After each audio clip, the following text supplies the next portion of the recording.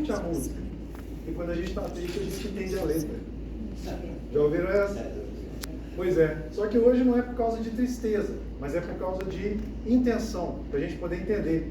Tem uma música que eu acredito que todos conheçam. Tem alguém que não conhece a letra da música Meu Alvo? Meu Alvo, Fernandinho e Kleber Lucas. E aí, nós vamos cantar ela num outro ritmo, para a gente poder refletir nessa letra. Estou subindo para um lugar mais alto. Eu já queimei as pontes com o passado. E nos meus olhos eu vejo um futuro. Tudo novo se fez, tudo novo se faz. E dessa estrada eu não me desvio nunca mais. Estou firme, eu não me desvio nunca mais. Vou avançar, eu vou crescer, ninguém vai me deter. Meu alvo é Cristo, meu alvo é Cristo. Vou avançar, eu vou crescer, ninguém vai me deter. Meu alvo é Cristo, meu alvo é Cristo.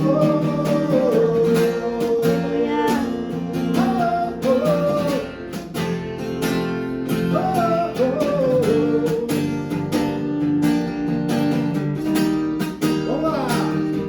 Estou subindo para um lugar mais alto. Já queimei as pontes do passado. E nos meus olhos eu vejo um futuro. Tudo novo se fez, tudo novo se faz. E dessa estrada eu não me desvio nunca mais. Estou firme, eu não me desvio nunca mais. Vou avançar, eu vou crescer, ninguém vai me deter. Meu alvo é Cristo, meu alvo é Cristo. Vou avançar, eu vou crescer, ninguém vai me deter. Meu alvo é Cristo, meu alvo é Cristo. Estou subindo para um lugar mais alto. Desisti, eu já desisti de andar sozinho. Estou vivo e os meus pés estão no caminho, estão no caminho.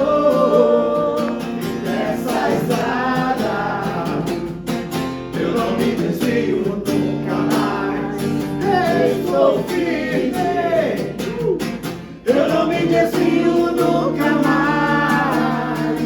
Vou avançar, eu vou crescer, ninguém vai me deter. Meu alvo é Cristo, meu alvo é Cristo. Vou avançar, eu vou crescer, ninguém vai me deter. Meu alvo é Cristo, meu alvo é Cristo. É isso aí. Aleluia. Aleluia. Primeiro, vamos tentar imaginar uma situação aqui. Imagine você, tá? Cada um de vocês, cada um de nós aqui mora numa cidade. E nessa cidade, o acesso ao comércio, o acesso a medicamento, o acesso a tudo que é necessário para a sobrevivência depende da passagem, da travessia de um rio. E aí você, eu lá na minha cidade, você na sua cidade, é a única pessoa capaz de construir uma ponte para poder passar por este rio. E aí, para construir essa ponte, você abriu mão da sua casa, o conforto da sua casa. Você poderia atravessar a qualquer momento que quisesse, porque você tem barco, você tem recursos. Mas você é a única pessoa que tem capacidade, disposição e conhecimento para poder construir essa ponte, para atravessar dessa mesa até outra mesa, atravessar para conseguir os recursos essenciais para a vida. E aí, por esse curto período de tempo, por um período, você abandona a sua própria casa e mora lá onde a ponte vai ser construída. Todos os dias você levanta cedo, tira recursos do seu próprio bolso, você usa a sua própria mão de obra, sozinho, sozinha, sem a ajuda de ninguém. Mas a ponte é para outras pessoas passarem por ela.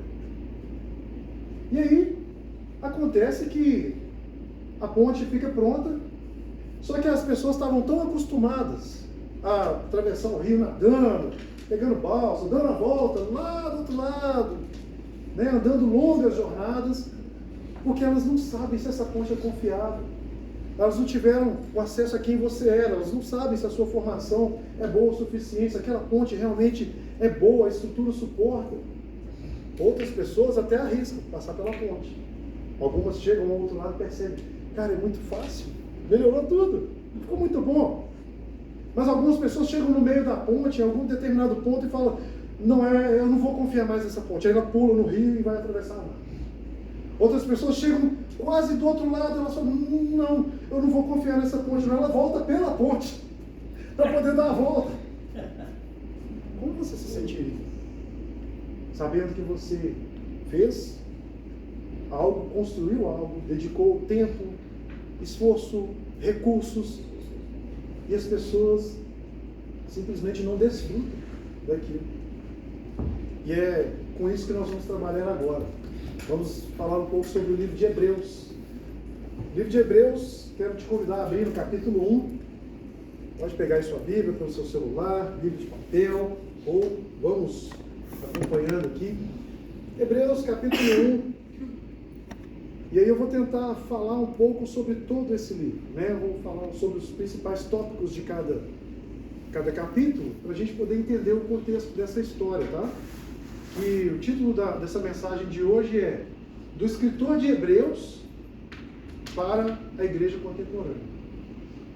É aquele senhor, né? A gente não sabe ao certo quem é o escritor da carta de Hebreus. Aquela pessoa escreveu para aquele povo hebreu, mas é uma carta que serve para nós hoje. Hebreus capítulo 1, na João Ferreira de Almeida. Havendo Deus antigamente falado muitas vezes e de muitas maneiras aos pais, pelos profetas, a nós falou-nos nesses últimos dias pelo Filho, Jesus, a quem constituiu o herdeiro de tudo, por quem fez também o mundo, o qual, sendo o resplendor da sua glória e a imagem expressa da sua pessoa, e sustentando todas as coisas pela palavra do seu poder, tendo feito por si mesmo a purificação dos nossos pecados, assentando-se à destra da majestade de Deus às alturas, feito tanto mais excelente que os anjos, quanto herdou o mais excelente nome do que eles. Feche os seus olhos por um instante. Pai, nós queremos aqui apresentar ao Senhor o nosso coração e a nossa mente, para que o Senhor possa derramar entendimento, possa derramar, Pai, a sabedoria que vem do alto. Nós não estamos aqui reunidos, ó Deus, para difundir palavras de conhecimento ou de persuasão, como disse o apóstolo Paulo, mas estamos aqui para poder aprender do Teu Espírito e pelo poder do Senhor. Amém. Então fala conosco, Pai, transforma a nossa vida, que seja uma tarde, ó Deus, que vai marcar transformação de vidas, para a honra e glória do nome de Cristo Jesus. Amém. Amém. E amém.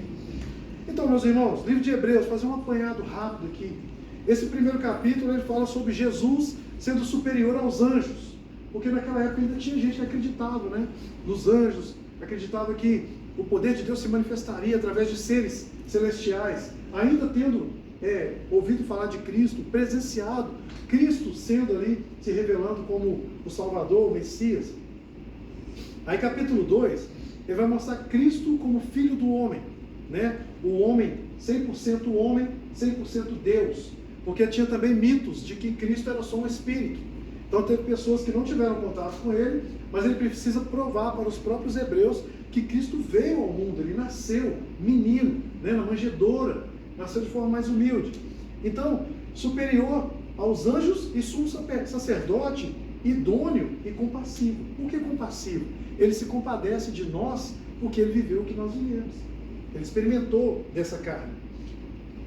Capítulo 3. Cristo é superior a Moisés. Talvez o momento mais difícil para o escritor de Hebreus.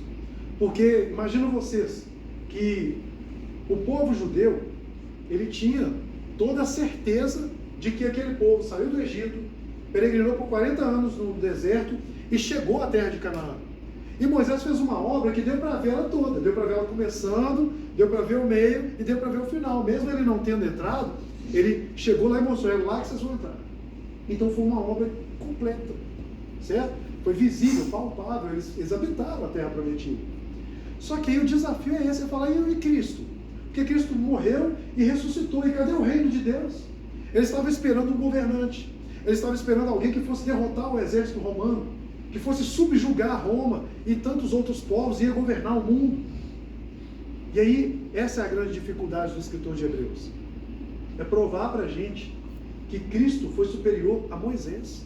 Que está tudo lá relatado, documentado. Só que Cristo trouxe um reino que é interno. E nem todo mundo encontra esse reino lá dentro. Capítulos 4 a 6 é a entrada no descanso de Deus pela fé.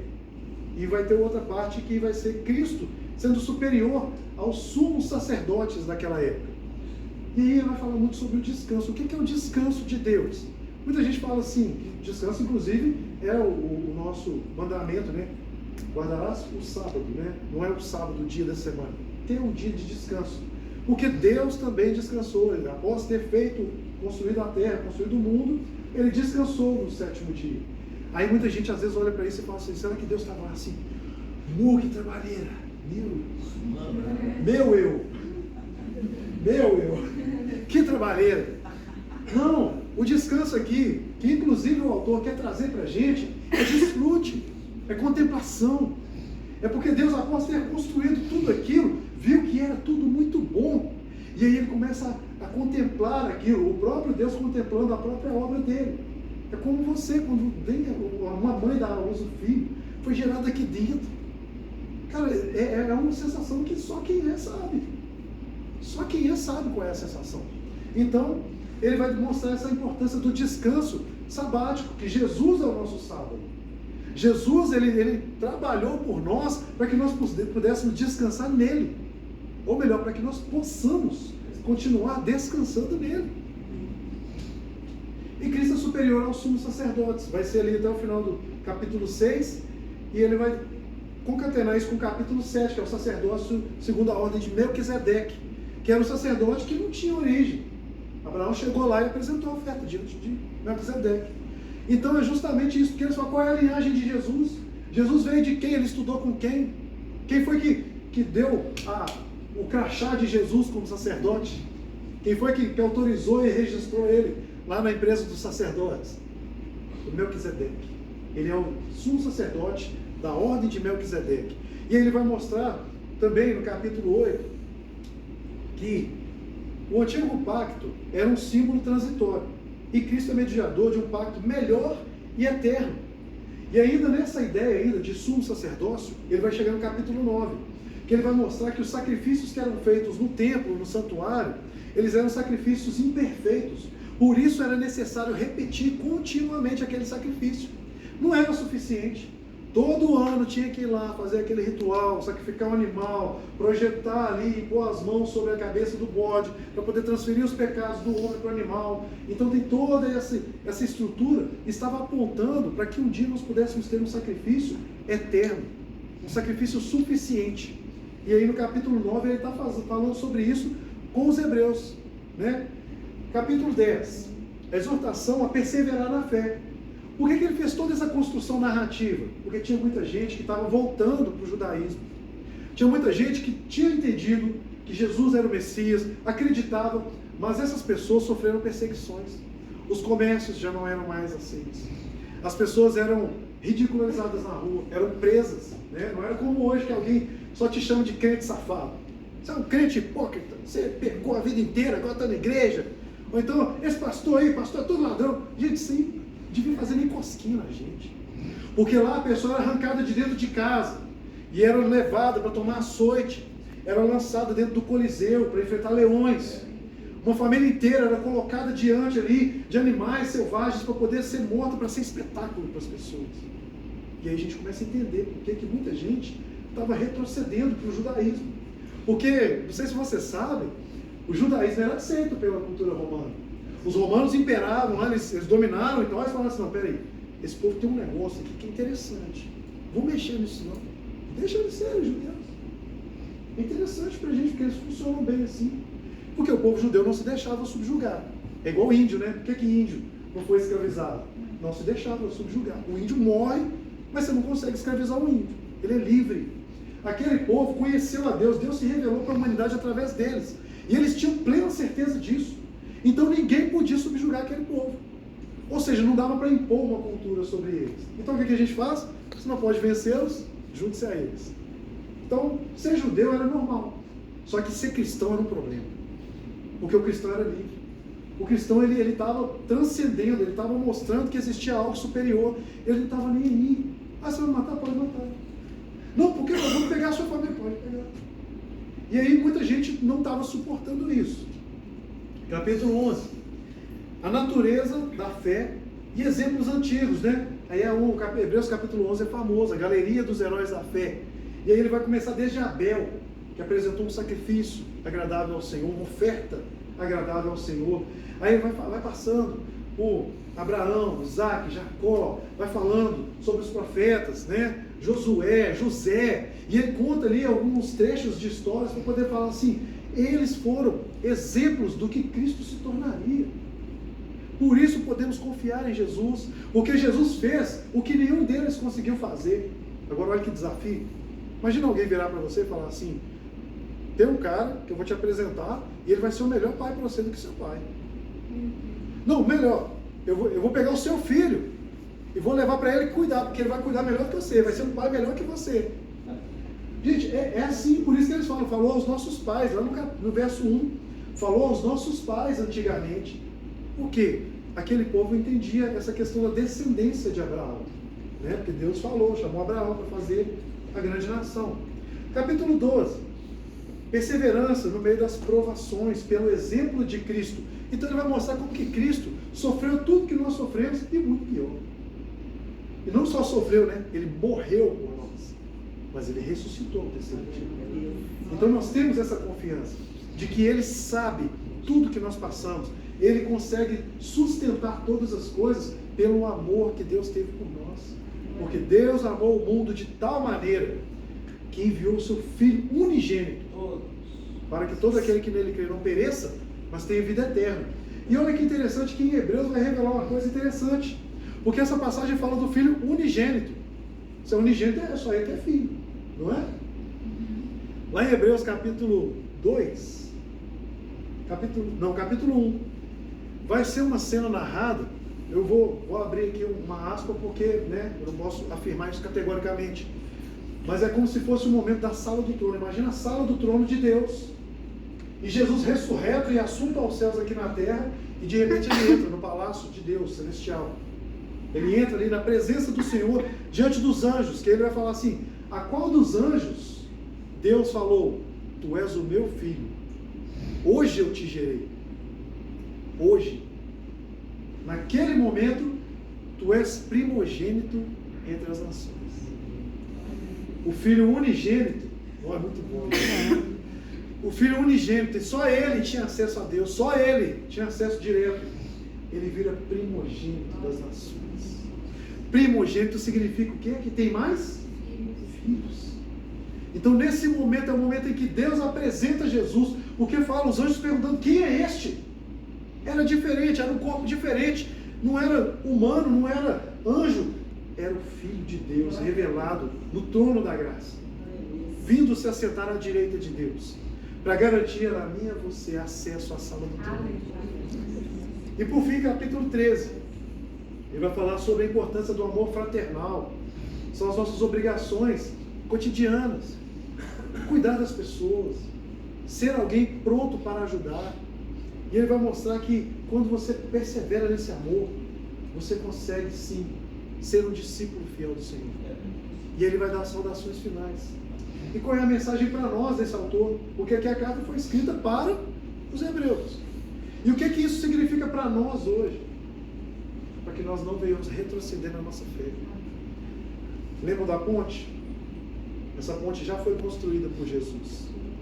Tem muita gente dando volta, quilômetros e quilômetros, fazendo rituais diversos. Tem gente buscando acessórios, elementos de todos os tipos, sabe? Tipo de oração, tipo de elemento, tipo de sacrifício, tipo disso, tipo daquilo, para poder falar que você, a partir disso, você tem acesso a Cristo.